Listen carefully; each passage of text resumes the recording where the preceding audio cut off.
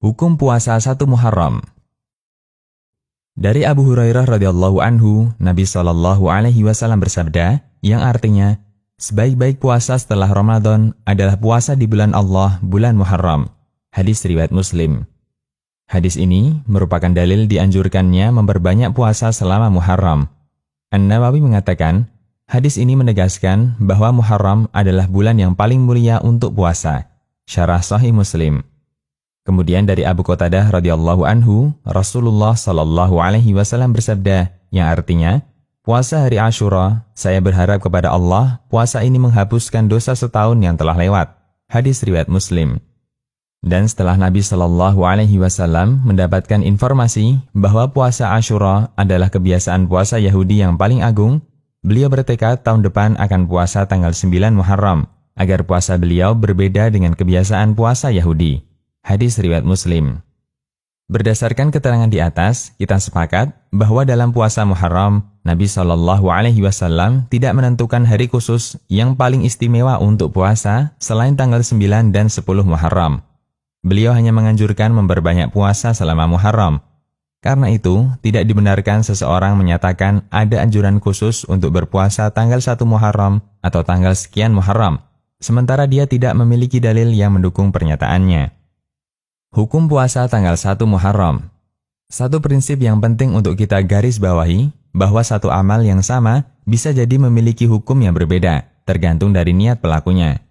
Rasulullah SAW memberikan kaidah yang artinya, sah dan tidaknya amal bergantung pada niatnya, dan seseorang akan mendapatkan sesuai dengan apa yang dia niatkan. Hadis riwayat Bukhari dan Muslim. Sebagai contoh, misalnya, ada orang yang menyerahkan sejumlah uang kepada orang lain, ambillah uang ini. Ada 3 kemungkinan akad yang berlangsung dalam kasus ini.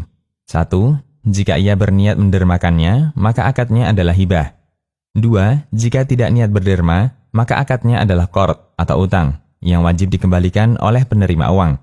Atau 3. Akadnya wadi'ah atau titipan, yang wajib dijaga oleh penerima.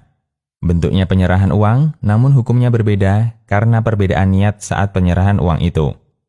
Contoh yang lain, si A melakukan puasa di hari Senin tanggal 9 Dzulhijjah. Ada 3 kemungkinan hukum puasa tersebut. 1.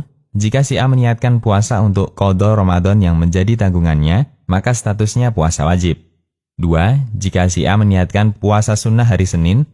Atau 3. Si A berniat puasa Arafah.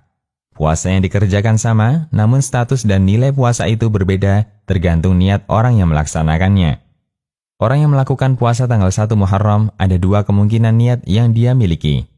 Pertama, dia berpuasa tanggal 1 Muharram karena motivasi hadis yang menganjurkan memperbanyak puasa di bulan Muharram. Ini termasuk puasa yang bagus sesuai sunnah Nabi SAW sebagaimana penjelasan di atas. Kedua, dia berpuasa tanggal 1 Muharram karena tahun baru, atau mengawali tahun baru dengan puasa, atau karena keyakinan adanya fadilah khusus untuk puasa awal tahun, dan seterusnya. Dr. Muhammad Ali Farkus, salah satu ulama Aljazair, menegaskan, perlu diperhatikan bahwa selama bulan Muharram dianjurkan memperbanyak puasa. Tidak boleh mengkhususkan hari tertentu dengan puasa pada hari terakhir tutup tahun dalam rangka perpisahan dengan tahun Hijriah sebelumnya, atau puasa di hari pertama Muharram dalam rangka membuka tahun baru dengan puasa. Kemudian beliau menjelaskan hadis yang menganjurkan puasa tutup tahun dan pembukaan tahun baru. Beliau mengatakan, orang yang mengkhususkan puasa pada hari terakhir tutup tahun atau hari pertama tahun baru, mereka dengan hadis palsu. Barang siapa yang puasa pada hari terakhir Dzulhijjah dan hari pertama Muharram, berarti dia menutup tahun sebelumnya dan membuka tahun baru dengan puasa. Allah jadikan puasa ini sebagai kafarah dosanya selama 50 tahun. Hadis ini adalah dusta dan kebohongan atas nama Nabi SAW. Dalam hadis ini terdapat perawi bernama Ahmad bin Abdullah Al-Harawi dan Wahab bin Wahab. As-Suyuti menilai keduanya perawi pendusta. Al-Lali Al-Masnu'ah. Penilaian yang sama juga disampaikan Asy-Syaukani dalam Al-Fawaid Al-Majmu'ah. Peringatan Al-Hafidh Abu Syamah.